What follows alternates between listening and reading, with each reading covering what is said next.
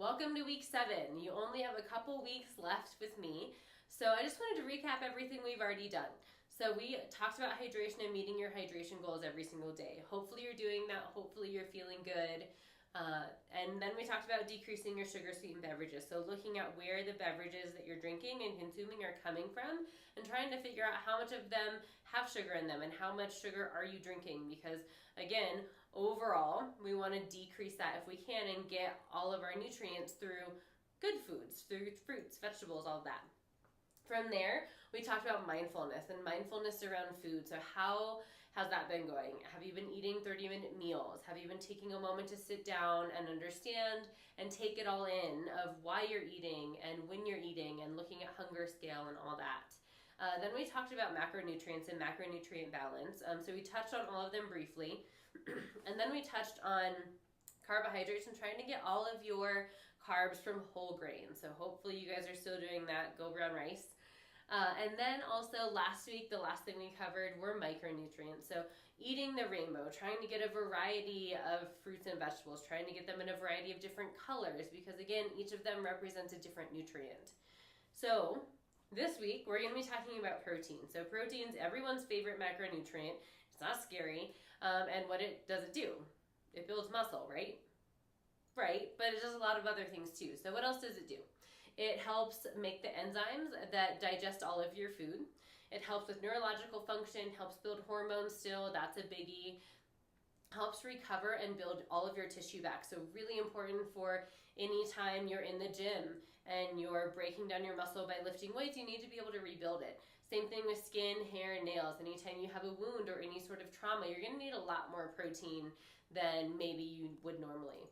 So how much do you need? I think that's one thing that's really missed a lot. So technically, with the RDA is the recommended daily amounts that we need. And what that means is that's just to prevent breakdown or prevent deficiency, prevent malnutrition.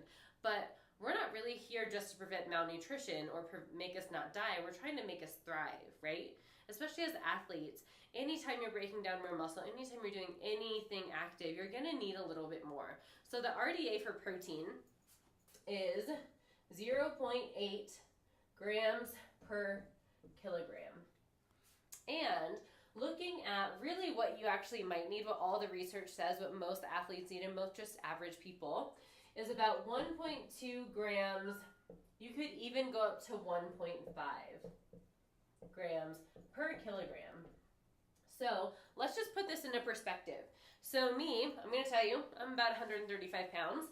And so what that means is that I'm going to take my weight, divide that by 2.2, and that's going to give me 61.3 kilograms. So that's how much I weigh. Big secrets out. But from there, I'm then going to multiply that by 0.8 grams. And what this is going to give me, so this is the RDA, and this is going to give me, I already did the math here, 49 grams of protein per day. That's not a whole lot. So looking at this, how much do I need under these recommendations to support an athlete, to support me being a female, to support all of these things? So I'm going to need, timesing this by my weight, I'm going to need 74 to 92 grams per day.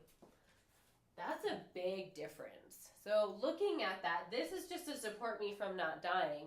This is to help me thrive and make sure I'm recovering. I'd much rather do this than just try to get this. Another thing is that as a female, it's really, really important. All of our hormones, because we're made to generally have babies, our hormones are really fighting against us to maintain our lean body mass. So a lot of women, I feel like, do not get enough protein, because we just don't eat enough of it. We're more conditioned to eat salads and fruits and vegetables because we live in a diet culture world.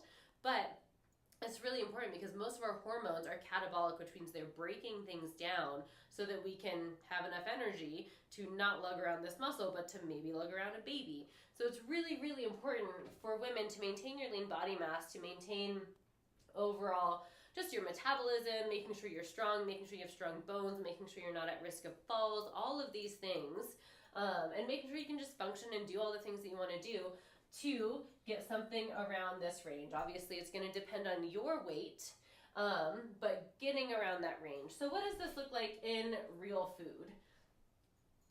So looking at, if I were to split this up, I would want to get about 20 grams in the morning, 20 grams at lunch, and about 20 grams at dinner, and then maybe throw in a snack or two to have about 10 or 10. That's going to about meet my bottom line. Even if I wanted to, I could go up to 15 or 15 here. So looking at that, that would get me around my mid-range, which is awesome. So I want to try to shoot for this. And 20 grams of protein, we kind of talked about that before. That's about 3 ounces of lean meat. Also, other ways you can get that too are going to be through beans and lentils, legumes, all of that too. So nuts and seeds are awesome. And they can help boost up, especially in the morning. If you have oatmeal and grains have some protein as well. So just looking at overall how much you're taking in. So making sure, going back to that macro balance and why we want to eat all of them at the same time, is getting some protein at every meal and then every eating occasion that you have. Going to be important because another thing that the protein does, that helps tell our body that we've eaten something that's going to sustain us. So it tells our body, as those enzymes are breaking down, which are made of protein, are breaking down our food, they're sending signals up to our brain saying, okay, cool, we have enough to recover, we're safe. So your goals for this week are to figure out your protein goals. So how much you need based on 1.5 grams or 1.2 to 1.5 grams per kilogram. So a little bit of math this week, but that's okay. I think you can do it. And then trying to figure out how you can vary that. So I don't want you just eating meat. I don't want you just eating seeds. Again, bacon, things like that. We're going to cover fats next week, but that really doesn't always count, and that shouldn't be where all of your protein's coming from. Try to get it from nuts, seeds, legumes, beans, grains. Get it from some lean meats. Make sure you're varying your meats, getting some fish if you can, trying to get some eggs in there, some yogurt or dairy. All of that is going to be awesome.